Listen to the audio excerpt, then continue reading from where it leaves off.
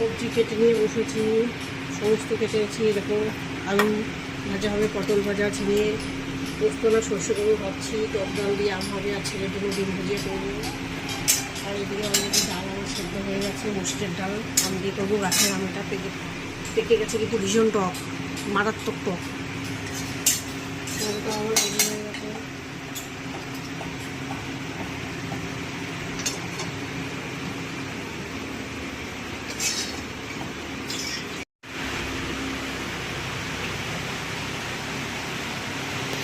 দেখো বন্ধু, ডিম ভুজিয়া রেডি, ছেলেকে খেতে দিয়ে দেবো। ওইদিকে ডালটাও বসিয়ে দিয়েছি ফোড়ন দিয়ে,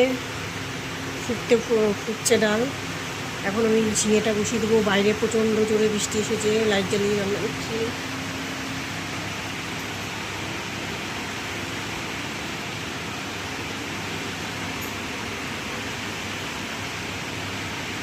দেখো বন্ধুরা, ডাল হয়ে গেছে, ডিম ভুজিয়া হয়ে গেছে, ছেলেকে খেতেও দিয়ে দিয়েছি। এখন পোস্তটা ঝিঙেটা বসিয়ে দিয়েছি। ঝিঙেটা করলে এরকম এখনও ওই যে আলু ভাজা, পটল ভাজা, মাছ ভাজা আছে, এই পোস্তটাকে বাড়বে। পোস্ত দিয়েছি আর সর্ষে, সাদা সর্ষে দিয়েছি অল্প, এরকম সাদা সর্ষে।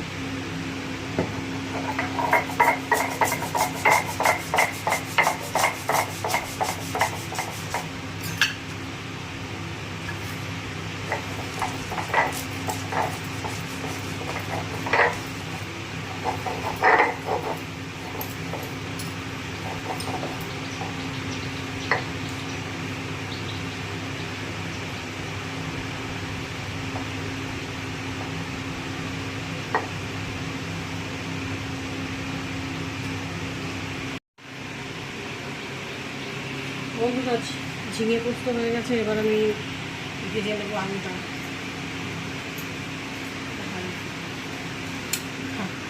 ভাজবো, পটল ভাজবো আর মাছ ভাজবো, কাজ কমপ্লিট।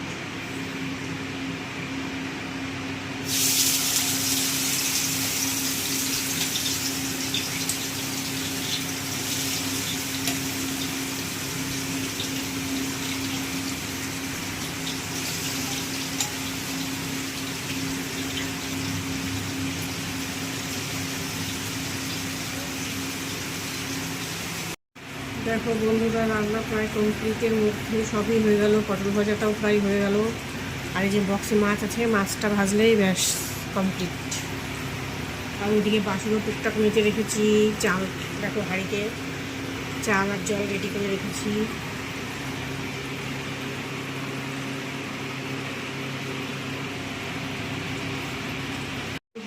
রান্না বান্না সব কমপ্লিট, বাসনও মাজা হয়ে গেছে। এখন গ্যাসটা বসা বাকি আছে। মাছগুলো ভেজে রেখেছি, মাছগুলো পরে গরম করবো। ঠান্ডা মাছ ভালো লাগে না, ভাজা মাছ পরে গরম করে আবার খাওয়ার সময় গরম করে নেব। আর আজকে মাছ রান্না করলাম না কেন, ফ্রিজে মাছ আছে, ওইগুলো দিয়ে ওইগুলো খেতে হবে, খেলে তো করা যাবে না।